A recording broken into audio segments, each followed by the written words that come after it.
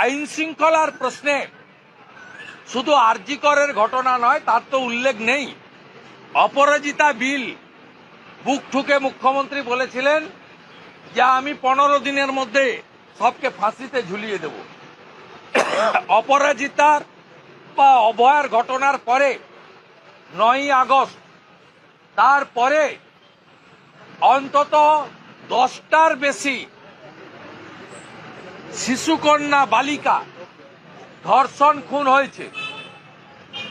একটার কথাও উল্লেখ এখানে নেই নারী সুরক্ষার ক্ষেত্রে, রাজ্যের আইন শৃঙ্খলার প্রশ্নে উল্লেখ নেই।